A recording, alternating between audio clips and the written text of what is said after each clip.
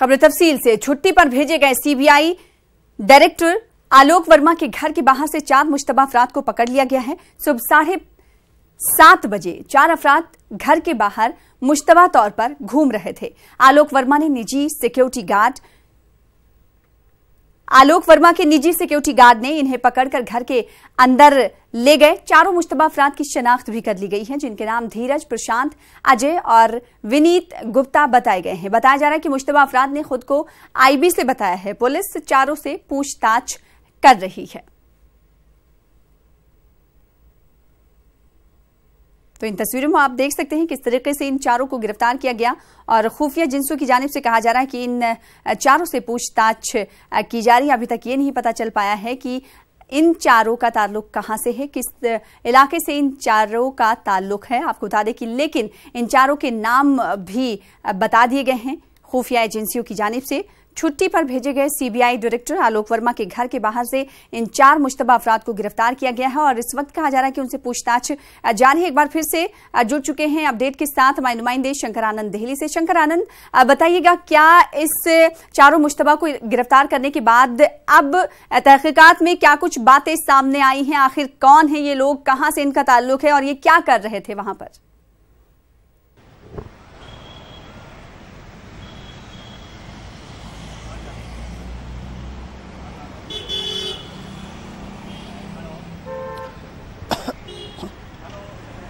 शंकर, आपको आवाज हमारी मिल पा रही होगी तो हमारे सवाल का जवाब दीजिएगा। जिस तरीके से 4 मुश्तबा अफराद को आज गिरफ्तार किया गया है सीबीआई के रिहाइश गाह, जो सीबीआई के चीफ थे उनके रिहाइश गाह के बाहर 4 मुश्तबा अफराद को गिरफ्तार किया गया। हालांकि पुलिस का कहना है, जो खुफिया एजेंसियां इनसे पूछताछ कर रही हैं उनका कहना है कि इस ताल्लुक से उनसे पूछताछ जारी है। इस वक्त आपसे जानना चाहेंगे, 7 बजे तकरीबन इनकी गिरफ्तारी अमल में लाई गई है, अब 11 बज चुके हैं।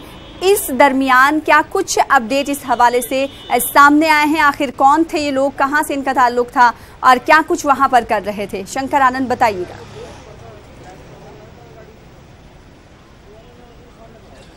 सना, देखिए, जिस स्थान पर सीबीआई के डायरेक्टर रहते हैं उसको सीबीआई हाउस कहते हैं। सीबीआई हाउस 2 जनपद पर स्थित है और इस मामले में अभी तक उसकी गिरफ्तारी की कोई भी औपचारिक तौर पर पुष्टि नहीं हुई है।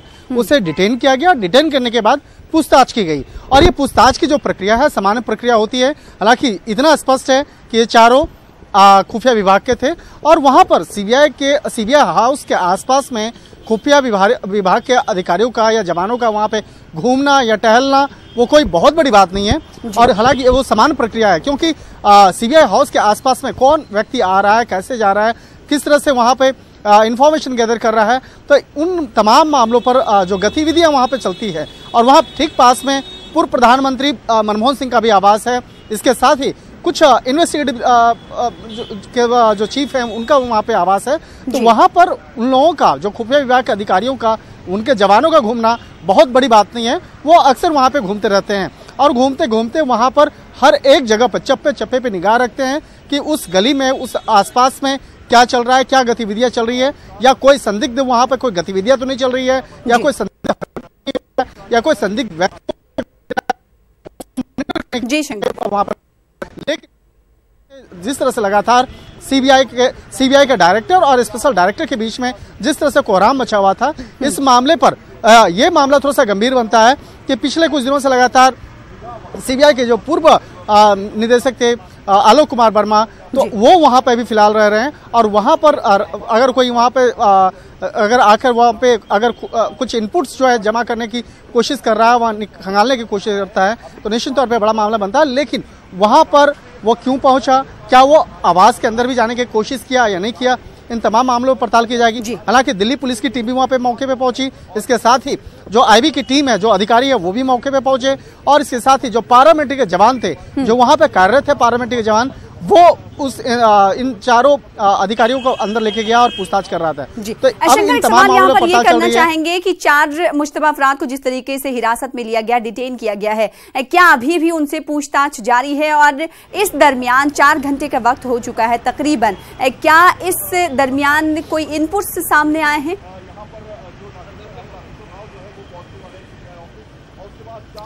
देखिए, ऐसे सिचुएशंस में समान तौर पे देखा जाता है सिर्फ एक टीम ही पूछताछ नहीं करती है, कई अन्य जो दूसरी भी टीम होती है वो भी आके पूछताछ करती है।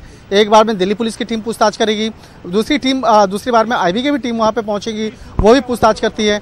और तो कई राउंड में कई अधिकारी इसमें पूछताछ करते हैं और हर एक तरह से वो इस मामले पर खंगालना चाहते हैं कि कहीं पे कोई चूक तो नहीं हुई है, कहीं पे कोई वाकई में कोई ऐसा संदिग्ध गतिविधियां तो वहां नहीं हो रही थी। तो उस मामले को भी खंगालना, उस मामले को जानकारी लेना, वो यहाँ पर अब काफी महत्वपूर्ण होगा। और यहाँ पे ये देखना लाजमी होगा कि वहाँ पर मौके पर जो सीबीआई हाउस के बाहर में जिस तरह इन चारों को डिटेन किया गया, उससे पूछताछ की जा रही है। तो क्या इस मामले में दिल्ली पुलिस के जवानों को पता नहीं था या पैरामेट्रिक के जो जवान वहाँ पे थे जिन्होंने इसको डिटेन किया, क्या उसको इस बात की जानकारी नहीं थी कि ये आईबी में है? या क्योंकि ऐसे समान तौर पे जब बातचीत होती है और उसको जब डिटेन किया जाता है तो निश्चित तौर पे अपना पहचान पत्र दिखाते हैं। तो क्या उस वक्त में पहचान पत्र इन्होंने दिखाया या नहीं दिखाया, या वहां पर वाकई में कोई संदिग्ध गतिविधियां वो कर रहा था? इस मामले की पड़ताल होगी। और यहाँ पर तमाम जो बड़े बड़े अधिकारी हैं वो भी पहुंचे हुए मौके पे और वो सीबीआई हाउस के बाहर पहुंच करके वहां के भी सारे तथ्य को जमा कर रहे हैं, इकट्ठा कर रहे हैं कि आखिर वहां पे क्या गतिविधियां चल रही थी जिसके चलते इन चारों को हिरासत में लिया गया है। जाहिर सी बात है, कई सवालात उठ रहे हैं और इन तमाम सवालों के जवाब पूछने की कोशिश लगातार खुफिया एजेंसियां कर रही हैं। दिल्ली पुलिस भी पहुंची हुई है। बहुत शुक्रिया हमारे साथ जुड़ने के लिए शंकर आनंद और अपडेट फराहम करने के लिए। तो सीबीआई मामले पर सियासत भी तेज हो गई है। कांग्रेस पार्टी के तर्जुमान रणदीप सुरजेवाला ने कहा है कि सीबीआई मामले पर कांग्रेस पार्टी एहतजाज करेगी। उन्होंने कहा कि जुमे को एहतजाज दिल्ली में सीबीआई हेडक्वार्टर के बाहर होगा। कांग्रेस पार्टी कल ही इस मामले पर मुल्कगीर एहतजाज भी करेगी।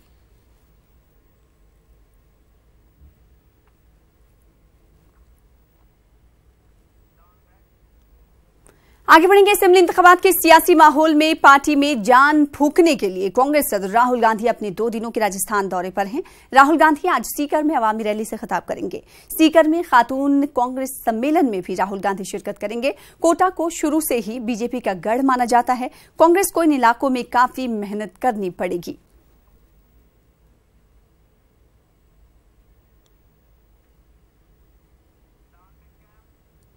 जम्मू कश्मीर के जिला बारामुल्ला में सिक्योरिटी फोर्सेज और मिलिटेंटों के बीच इनकाउंटर जारी है। ये इनकाउंटर बारामुल्ला के इलाके अठूरा करेरी में हो रहा है। इलाके में मिलिटेंटों की मौजूदगी की इत्तला मिलने के बाद सिक्योरिटी फोर्सेज ने इलाके को मुहासरे में ले लिया है और सर्च ऑपरेशन जारी है। फोर्सेज की जानिब से कहा जा रहा है कि इलाके में 2 से 3 मिलिटेंट छुपे हुए हो सकते हैं। इस इनकाउंटर पर बारामुल्ला के एसएसपी इम्तियाज हुसैन ने कहा है कि तलाशी मुहिम के दौरान मिलिटेंटों ने फोर्सेज पर गोलियां चलाई। बताया जा रहा है कि इनकाउंटर साइट के नजदीक आम शहरियों और फोर्सेज के बीच झड़प भी हुई। जिला बारामुल्ला में मोबाइल इंटरनेट खदमात भी मुअत्तल कर दी गई हैं।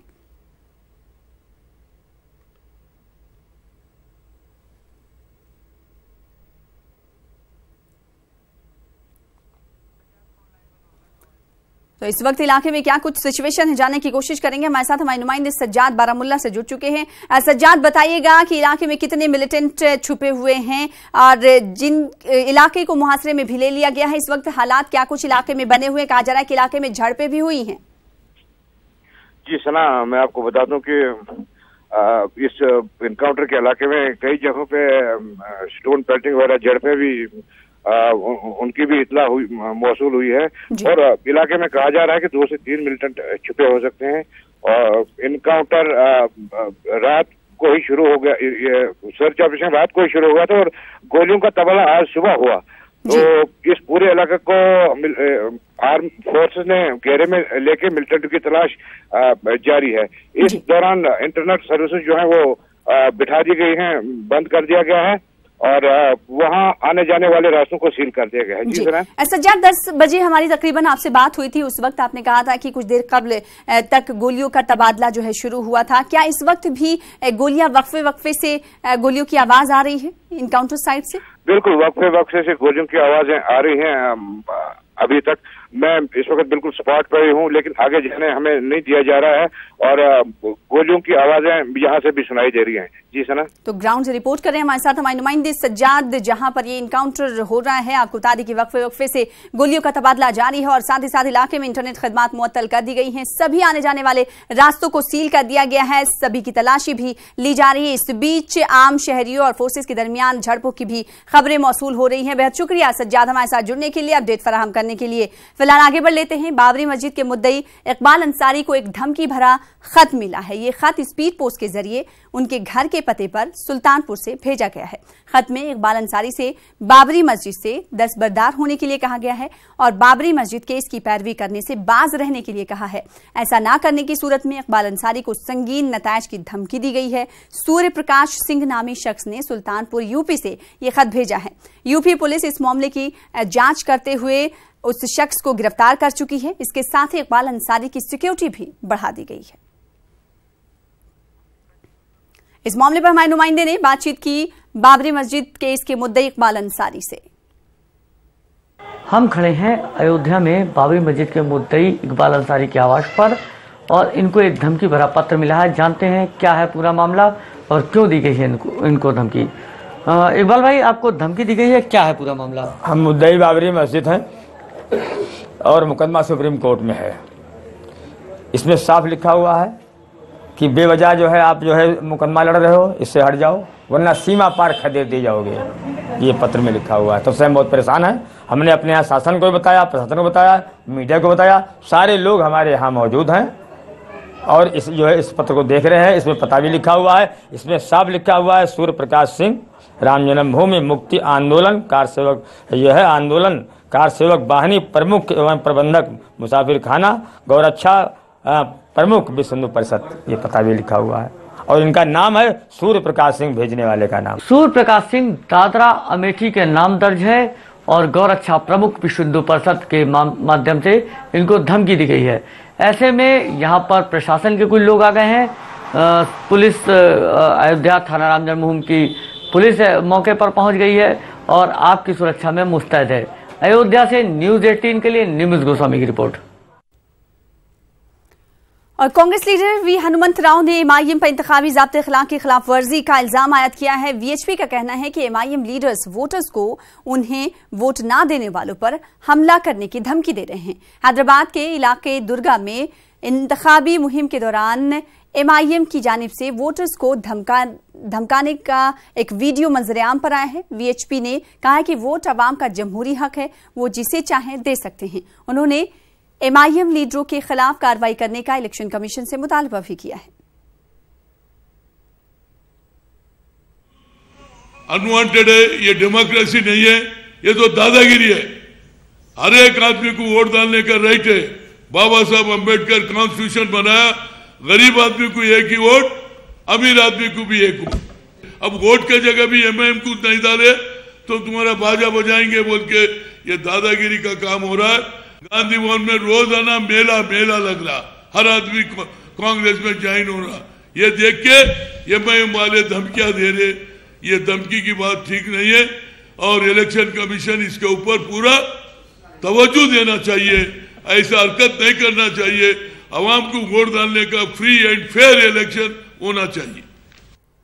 शिवसेना चीफ उद्धव ठाकरे आज अयोध्या जा रहे हैं। वो राम मंदिर की तामीरी मुहिम की मीटिंग में हिस्सा लेंगे। उद्धव ठाकरे साधु संतों से भी मुलाकात करेंगे। आपको बता दें कि साधु संतों से इससे पहले भी उद्धव ठाकरे मुलाकात कर चुके हैं।